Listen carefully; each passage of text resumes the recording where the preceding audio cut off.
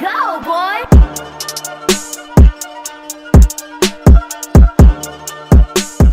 Welcome, ladies and gentlemen. We are back with new movie reviews. This time, we're talking about Antman and the Wasp, Quantumania, start of the Phase 5 of the MCU.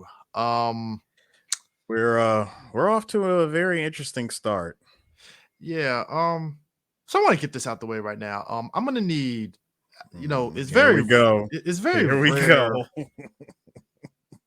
I need my fellow reviewers to really do better in terms of watching more movies. I saw a lot of reviewers compare this movie to Star Wars, and I got very annoyed by this because I feel this movie is more in line with a movie that me and you saw late last year called Strange World. Was that last year? I could have sworn that was early this year. But no, you're right. It was last year. Yeah, I know it all blurs together, but like it blurs together because let's be real, that movie was so forgettable. even though it was good, it was just like fuck. But no, it just y'all check our Strange World review. But no, go ahead, continue. But Ant-Man and the Wasp: Quantumania reminds me of Strange World in the fact of the quantum world reminds me of the world that Strange World inhabits, where they, are investigating, which, there's a surprise twist on that. But like, I saw a lot of people saying Star Wars, and I'm like, I'm not seeing the Star Wars. Like, and I'm like, do y'all guys not watch pulp action adventure stuff like, John Carter of Mars, The Phantom, that kind of stuff? That's what this movie was, to me at least. I mean, you go into another world or a whole other universe or an alternate reality. It's weird. And everything there is weird, but you don't really question it because you pretty much know what it is. This particular movie had a lot of questionable CGI. And not in a bad way, but just more like how kind of bad. Okay. It's kind of bad for me. Okay. I said it before that the one questionable one was MODOK, but then I had to sit there and think about it. So MODOK as a character, it's a difficult thing with that character because if you've ever played the Avengers game that Square Enix came out with, MODOK was the main bad guy of that game. Now that's obviously an animated CG character in nature. It's animated, and it's drastically different than doing something live action. So a lot of us in our heads were like, well, MODOK can look close to that. And the MODOK we got in the movie is definitely a 180 from that. And it's touch and go because it's like, well, how could you actually do MODOK that would actually look good? No. The problem here's the problem. They had it and then they immediately threw it away every time they did that thing with MODOK, and I'm like, the mask. Again, I wasn't trying to spoil, but I'm like, it's already. I'm like, can we just not? I mean, when you first introduced him in the movie, I was fine. He could have had the sinister voice and everything. I was fine with it. I was like, okay, movie, this is pretty dope. And then he took the mask off, and then I'm like, can he put the mask? It's good in motion. Wait. I'm like, can we please put the mask back on? I mean, the mask when it's on is dope. It actually fits with the aesthetic of the movie itself. But when it's off, it's the most jarring thing in the entire movie. Like when he's in motion, it works, but when he's sitting still, that's when it's like, okay, it's a bit jarring a bit. Like in motion when he's hovering around without the mask, it's like, all right, cool. I can get with that because it's in motion and there's something going on. But when he's sitting still, just talking, it's like it's a little jarring a bit. And to me, that's the one that was just like, it's off. It was extremely off, and I'm like, no, there's no way. No, it didn't feel rushed, but it felt like they were like, good, this is good enough. And it's like, you need at least a month to kind of fine tune it a little bit. No, at least a half a year or something. No, I disagree. I felt you already had something great by just keeping the mask on. But you know they don't do that in the MCU movies. Come on now, like they I don't. don't. Thor doesn't keep his No, mask on, and Captain no, no, America no, doesn't no, keep no, his shit no, on. no. No, what he did? What are you talking about? He kept his mask on. No, I'm just There saying, was like in terms of MODOK, they wanted to kind of keep the reveal going, and if you keep the mask on the whole way, it kind of like no, but makes it not look no, but real. no, but my problem. That was just my problem. It could have. There's so many things they could have done at this point in the MCU. You honestly could do anything. I mean, you could have got what the hell is it? You could have like hell. We got his freaking origin story or the whole. This is what happened to me when like way back in phase 2 or whatever of the Yeah, phase MCU. two. When this happened, this is what happened to me. And I'm like, you could have just stuck with, I don't know, some kind of AI or it's your consciousness or something. I mean, but no, we really had to go with God, what was the name of that music video? We really had to go with the freaking Gorillas Dare video. Yeah, and I mean it's one of those things where it's like you kind of sit back and it's like it's jarring. I don't think it's fucking like oh my god, it ruined my childhood, fucking No, horrible. it It's just wasn't that. it's No. just jarring to where you're gonna. That's why I said off rip when we got the movie, I was like, that's gonna be very 50-50 because you're gonna get people that's gonna be like, all right, it's okay, it could have been better, and other people are like, what the fuck was that kind of thing, and it's just like that's understandable. I'm not even gonna fucking. It's like I get it. Past that, everything else was fine. Everything else with the special effects was serviceable. It wasn't. I'm trying to think, what was the last Marvel movie that we saw? I would say it wasn't on the level of Thor: Love and Thunder, Thor: Love and Thunder. I mean, where it was like, okay, they rushed through a lot of stuff. With this one, it's like, all right, they tightened it up. It's better. It works for the aesthetic. But Thor: Love and Thunder was the one where you can tell it felt rushed. but I'm not even trying to make that. No, see, Chris, I'm not even trying to make that comparison between this movie and Thor: Love and Thunder. I mean, again, we already gave our opinion on that movie. Yeah, but I'm just saying I'm just saying the sticking, special effects. sticking to the basics, like the basics of just this movie alone. Yeah. There was just some CG that I felt, like a lot of the special effects. I honestly, I felt they could have either tightened up or they could have tweaked. Like since we're going in, um, how is it that Scott Lang can grow to the large size and he can take his mask off, like his helmet, he can actually remove his helmet. And his daughter, they both did that when they were large. When did they establish this? Well, I thought he couldn't. No, they never said he couldn't do it. It's just depending on the circumstances of what was happening and stuff. Oh wait, I'm sorry. They weren't necessarily technically because they're in the quantum realm. The rules of 616 don't apply here. Well, no, they never established that they could never take their helmet off if they're giant. It's just those situations that they were giant that had a helmet on, they were in the middle of a fight.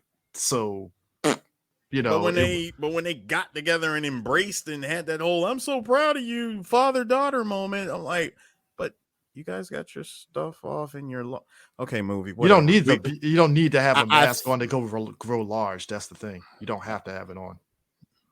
All right, could have fooled me, but I'm just saying they never established that. That was just part of the aesthetic during those times they did it, but it was just that moment they could do that.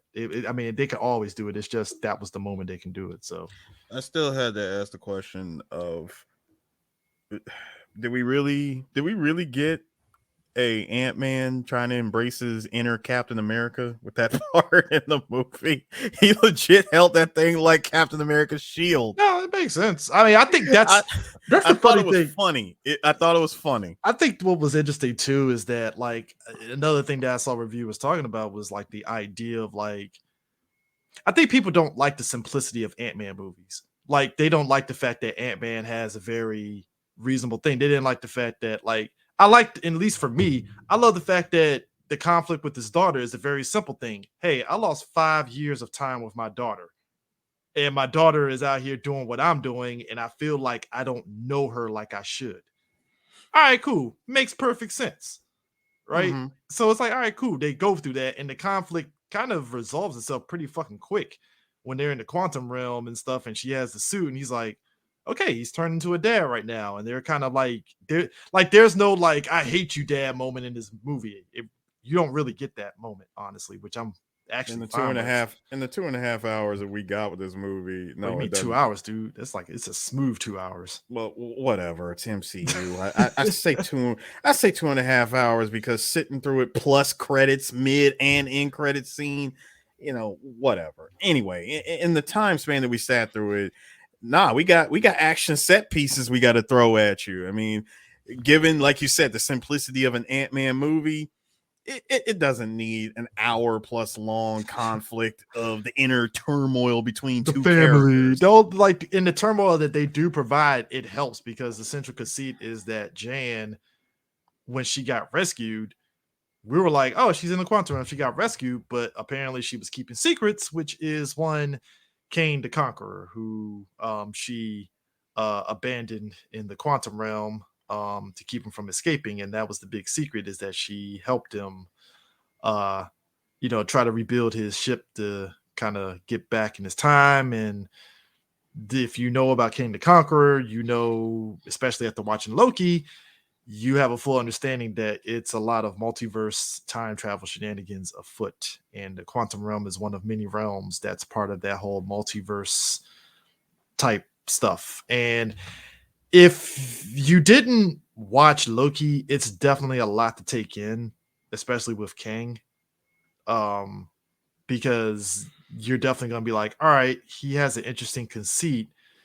And especially when you talk about the post-credit stuff, which we ain't gonna spoil, it definitely is like, okay, maybe you probably need to watch Loki to get an Yeah. understanding. Well, that was honestly, given the character being the antagonist of this movie being Kang, um, I would have told you off rip, go ahead and watch Loki, because you see in Loki that Kang is like the big reveal villain, He who and shall not be named in that he movie, who that shall show. not be named, but once you see him in like in Loki, he's pretty much going to be the big bad for the next stage of the MCU.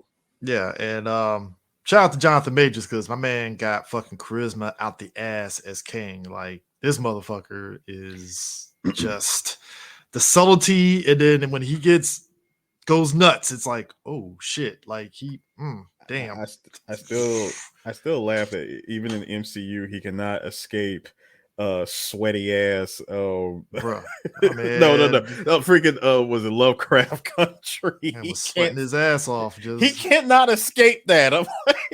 whether he's sweating his ass off talking in King bars or sweating his ass off after beating the shit out of Scott Lang. I mean, No, no, we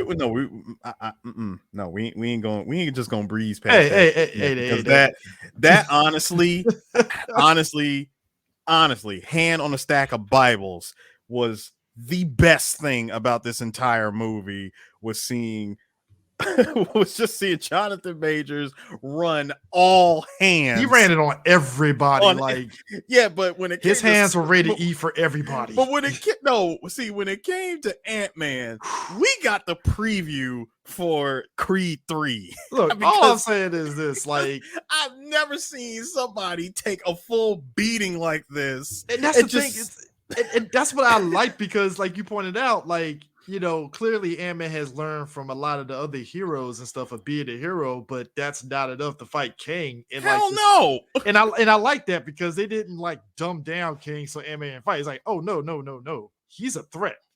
This ain't gonna be no like, oh, Scott Lang is gonna whimsical his way through that. No, that motherfucker put hands. Dude, did you see him? Did you see Plural. him eat?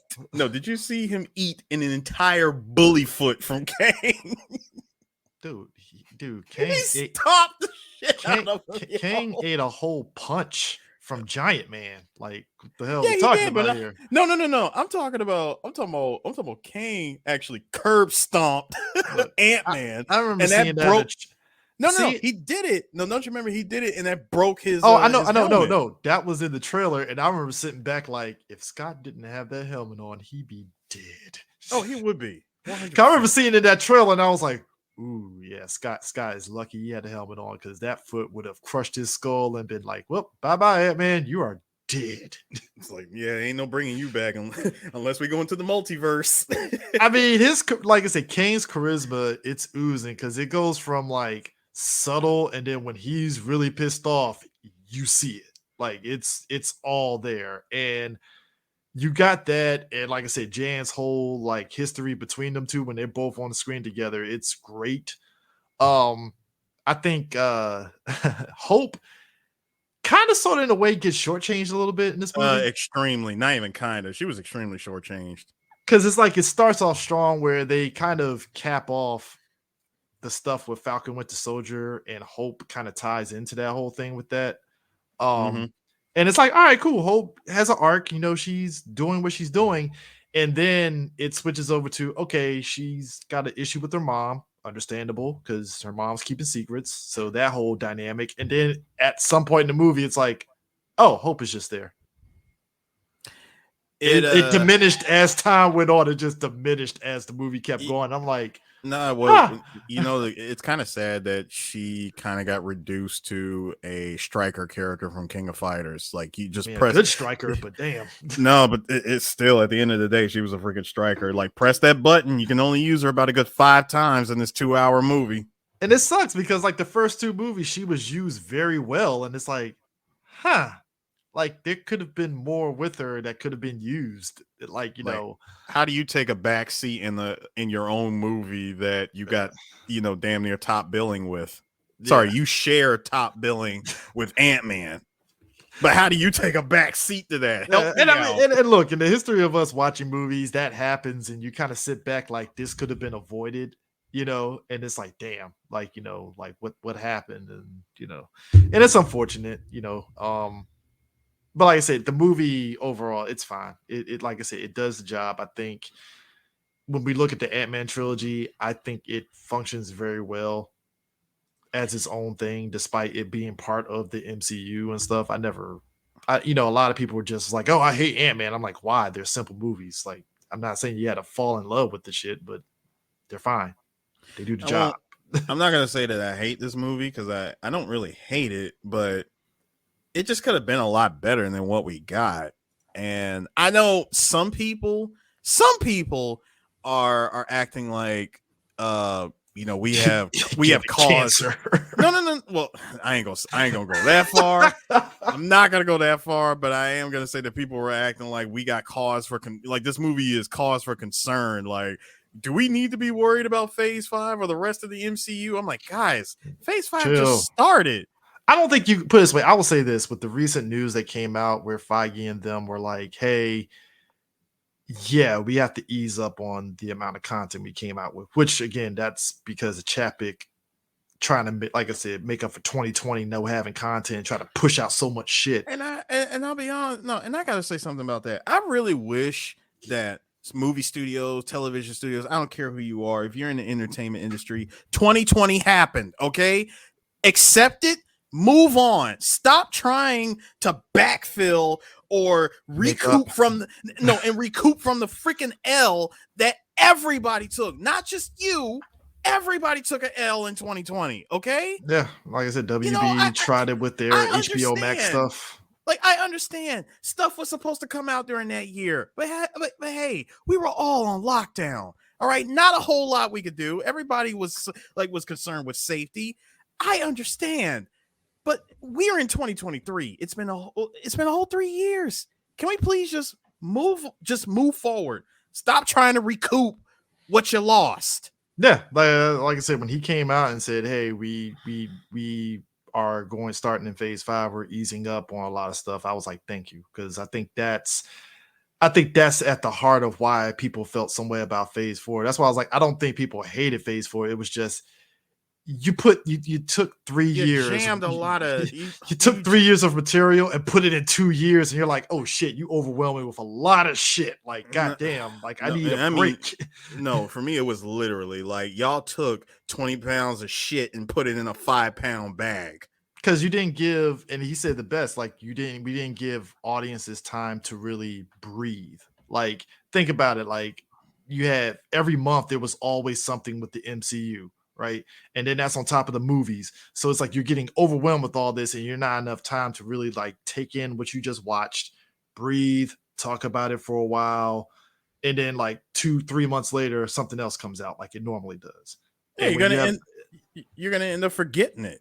Yeah, I mean, I don't think you with Phase 4 you forgot. It was just so many people were talking about it on top for better or worse. That was the other aspect of it too. It was just for better or worse. That's what was keeping people talking about it, and not in a good way all the time. So it's like with this one, it's like, all right, Ant-Man is out. We don't have any other MCU projects coming out yet. Thank God. So people can actually watch this movie and take it in, talk about it for a while before the next movie or show comes out. Because I You think just we're said like the we're 3-4 months out for any other show you just coming said out. the listen, you just said the key word right there. We don't have like now that we put out Ant-Man, we don't have a whole lot of stuff to put out like right now. That does not give you the green light to try to churn out something within the next 3 months. No, that's what I'm saying. They already have their stuff plotted out. It is coming out, but like I I'm said, just saying it is. I'm just it's saying, but another. no, Chris. I'm just saying it again for everybody in the cheap seats. Okay. No, they're not. They already no. That's already confirmed. They're not pushing out anything quick. That's done. That shit was dead as soon as like Wakanda Forever was about to come out. They did it. That shit. They were like, no, we put because they pushed back Echo. They pushed back fucking what's the other show? Um there was another show that they were gonna put out. No, Secret Invasion. They pushed that back. So I'm like, Mm-hmm. thank you. Just give your visual effects people time to like breathe. Wasn't Power Broker supposed to get her own show? Nah. I think Power Broker is supposed to pop up, I think, in Captain America 4. Okay, I could have sworn that she was supposed to get her own series or something. No. You know, people they push rumors, but I think this is the perfect time for people to kind of like just watch this movie and really just take it in instead of being like, all right, what's next? And then like a month later, we got something else coming out, and you're like, fuck, didn't this movie just come out? You know, so I'm like, thank God we got time for people to just take this in, enjoy this film, enjoy this movie, and we can just kind of go forward. And I'm liking that they're actually pumping the brakes on this shit to where it doesn't, you know, affect the quality, because that was the Phase 4 thing where even if you liked the movie, you could tell the quality could have been better if they had time to let shit breathe. This was still a mid. I'm just being honest, Chris. This was a very middle of the road movie, and I blame part of it on Marvel. I don't know if it's either Marvel or Disney, but somebody wasn't talking to somebody, because how are we gonna get a movie that comes out that Disney honestly did not even care about? They didn't put any type of faith in it, and then we get Ant-Man that damn near has the same formula of that movie. Formula of what?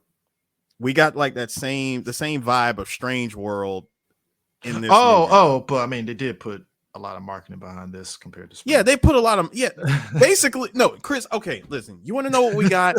We got the Marvel cut of Strange World. Yeah. That's what we got. This was Ant-Man meets Ant-Man and Starship Troopers, because there's a part in this movie where I go, "Oh God, this is on some Starship Troopers nonsense." Yeah. I mean, in the middle of Strange World. Yeah, and that's why I was like, I don't like the Star Wars comparisons. I'm like, guys, that's lazy as shit, because there's nothing Star Wars. No, it wasn't fucking movie. No, I definitely did not pick up Star Wars. I already told you my two movies was Starship Troopers and Strange World. That's what this was. Yeah. I mean, look, two things though. I am glad that Peyton Reed was able to stick it out for all 3 movies. That's a rarity with these films, because you know certain directors don't really get to do the full franchise, because the director's always coming through. I think Captain America is probably the closest, but that's 2 out of 3. You know, so it's very rare that a director is able to kind of keep his vibe and feel. And Peyton Reed, to his credit, his vibe and feel from the first Ant-Man movie permeates throughout all 3 movies. So it's like, I can understand people coming into Quantumania having an expectation, and if it doesn't hit, it's like, all right, cool, I get it. I totally hit it. And like you said, you didn't hate it. It was just like, you know, it was fine. And you just kept it moving. It was like, all right, cool. I get that aspect of it, because at the end of the day, some people, Ant-Man ain't somebody that's on their radar they want to see. They probably want to see another Captain America movie more, so they want to see Ant-Man. Right. And I believe that's what a lot of people are waiting on. You know, and like I said, that doesn't mean that Marvel should stop shooting for the stars and doing other character movies and stuff. I don't, I hopefully they don't see that as a sign to not do those kind of stuff. But it's like, hey, people are gonna feel a way about certain characters because I mean, the only movie after this is Guardians, and that's like 4 months away.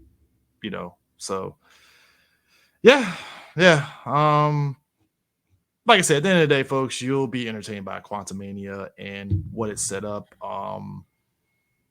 Yeah, I would say more than anything else, Kang is definitely the big highlight that looms large over it, and that's a good thing because it's Or very rare that you get a movie where the villain, other than or Dark Knight, you know. I'm just gonna leave it with this, just keeping it all the way 1,000. You're either gonna like this movie or you're gonna hate it. Yeah, There's really no in I think between. there's I think there is a mid between. It's just you just come away from it like, oh, it's mid, and you just walk away from it. Because I think the hate is like, can you really hate the movie, or is it just like you just shrug and keep it moving? Because shrug and keep it moving just means you watched it, it was fine, and you just moved on with your life. You didn't really feel it was wasting your time. Because I think if it was 2.5 hours, oh, I could see people really hating it because it's like, what the fuck, 2.5 hours of this Even shit? at even 2 hours for an Ant-Man movie, people are gonna be feeling some way. At least with this I caliber. mean, technically, hour 55. Because I looked at my watch, it was like 8:55 when we rolled out. Well, when the credits start hitting, it was 8:55. So I'm like, oh shit, under 2 hours, damn, shocking.